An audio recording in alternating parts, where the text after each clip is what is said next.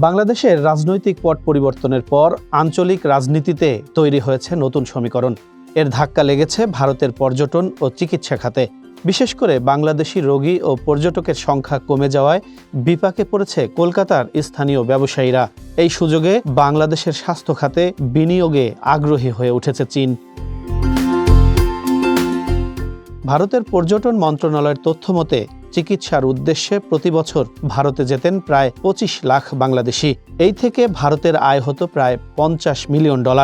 কলকাতার eastern bypass এলাকার হাসপাতালগুলো বাংলাদেশি রোগীদের উপর ব্যাপকভাবে নির্ভরশীল ছিল। হাসপাতালের আশপাশের হোটেল, রেস্তোরাঁ, ওষুধের দোকান ও ট্যাক্সি চালকদের জীবিকা চলত বাংলাদেশ থেকে আসা রোগীদের ঘিরেই।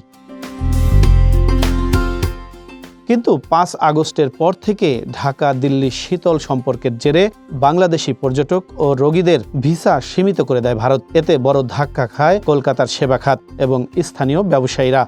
বাংলাদেশের রোগী না থাকায় হাসপাতালগুলোর পাশাপাশি অন্য সেবা খাতগুলোও আর্থিকভাবে ক্ষতিগ্রস্ত হচ্ছে।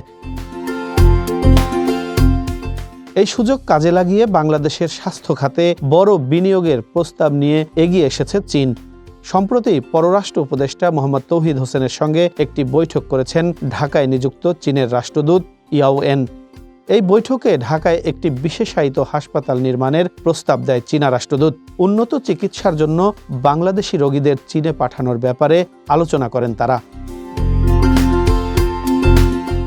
বাংলাদেশের পররাষ্ট্র মন্ত্রণালয় জানায়, চীনের কুনমিং অঞ্চলে নিজেদের রোগীদের সেবায় ৩ থেকে ৪টি আধুনিক হাসপাতাল তৈরি করতে একটি প্রস্তাব দেয় বাংলাদেশ। এছাড়াও ঢাকার পূর্বাঞ্চলে একটি আন্তর্জাতিক মানের বিশেষায়িত হাসপাতাল নির্মাণে প্রয়োজনীয় সহায়তা করবে চীন। হাসপাতাল নির্মাণে জমিসহ সব সুবিধা দিতে রাজিও হয়েছে Dhaka.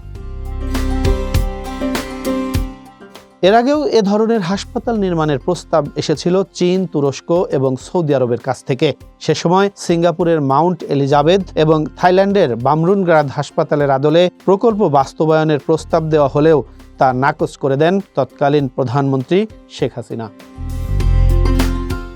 Dhaka express, desk report.